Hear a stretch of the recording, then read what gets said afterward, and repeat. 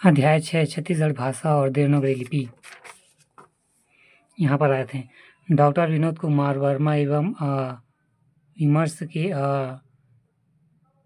निष्कर्ष पर छत्तीसगढ़ के लेखक पृष्ठ क्रमांक 32 में लिखे हैं कि संप्रति छत्तीसगढ़ भाषा को निरंतर और गरीब तबके की ही भाषा बनाकर ठीक उनके अनुरूप शब्दों को विन्यास करने से वहाँ कभी भी समृद्धि नहीं हो पाएगी। मैं उसके अभिमत से असहमत हूँ।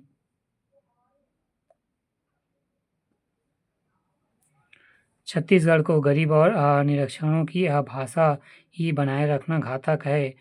अब हमें उसे 21वीं सदी के अनुरूप शिक्षित और सुसंस्कृतों की भाषा के रूप में स्थापित करना है।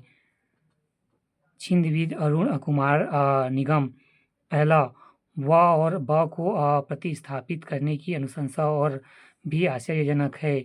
व का उच्चारण तो साक्षर व्यक्ति भी कर लेते हैं। गाँव छाव सावन सेवा को गाँव गाप छाप सावन सेवा कौन कहता है। दूसरा, व्यक्तिवाचक संज्ञाओं को यथावत ही रखना चाहिए। श्रीनगर दशरथ अरुणाचल प्रदेश शंकर को श्रीनगर दशरथ अरुणाचल नाचल प्रदेश शकर लिखना बिल्कुल भी उचित नहीं है।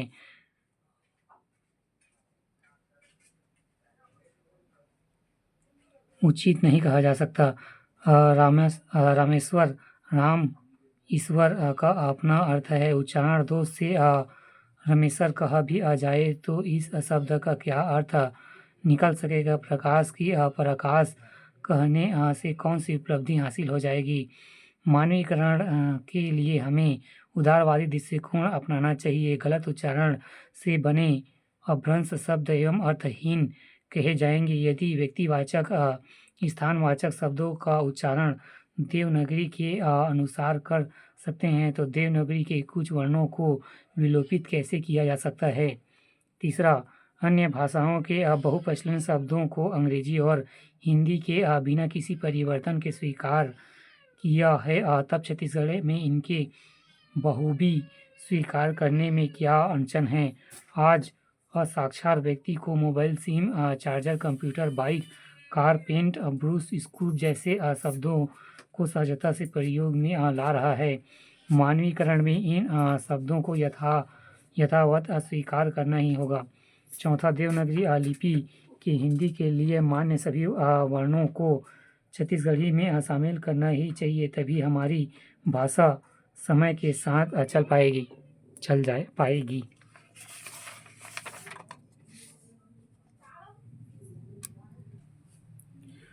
लेखिका व समीक्षक श्रीमती सरला शर्मा। संस्कृत, हिंदी और छत्तीसगढ़ तीनों भाषाओं में लिपि देवनागरी है। ध्वनि आधारित होने के कारण उच्चारण भी समान है। तो प्रश्न काल उठता है कि लिपि की समानता है तो वर्णमाला में भेद क्यों। तीनों भाषाओं में समान वर्णमाला होना चाहिए। विचारणीय यह भी है कि भाषाई प्रगति के साथ साथ छत्तीसगढ़ी के त्याजत्य वर्णों का उच्चारण भी तो आज सहजतापूर्वक किया जाने लगा है। अब कोई छाता को साता नहीं कहता। सड़क बढ़िया है जैसे शब्दों का सही प्रयोग किया जा रहा है। यही नहीं, आम छत्तीसगढ़ी अंग्रेजी के उर्दू के शब्दों का प्रयोग भी आसानी से करने लगा है।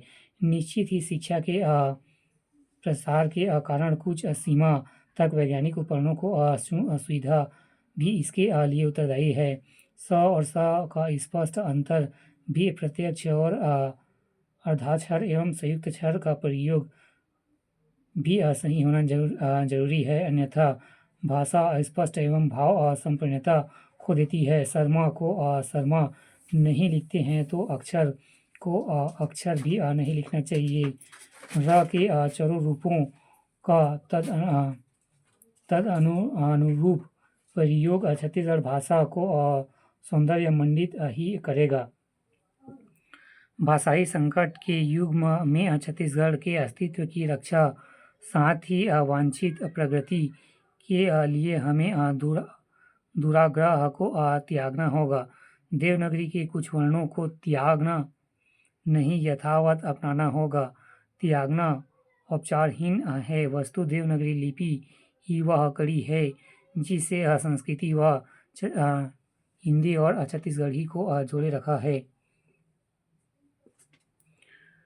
कवयित्री श्रीमती शकुंतला शर्मा, पूरे 52 अक्षर का उपयोग हमें छत्तीसगढ़ी हेतु करना है, क्योंकि छत्तीसगढ़ी बहुत तेजी से लोकप्रिय होती जा रही है। अस्तु इस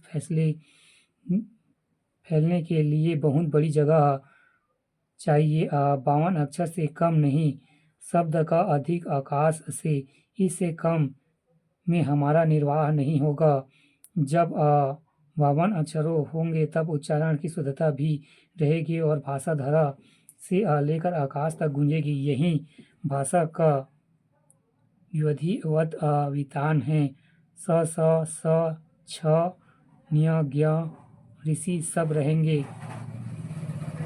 हम सबको संपर्क में रखेंगे, इन सभी अक्षरों का हमें आशीर्वाद मिलेगा। अच्छी चीज़ है।